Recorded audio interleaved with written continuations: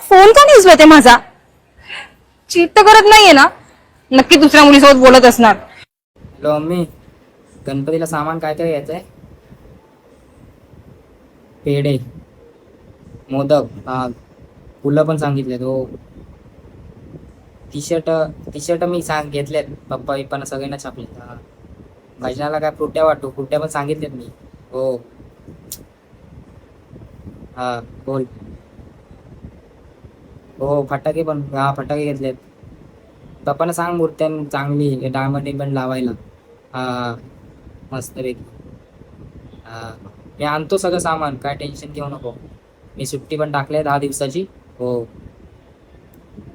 हा, मी येईन 11 सप्टेंबरला. हा, चालेल. चल आता जातो, सामान घ्यायला सांगितलंय ते. चल, बाय.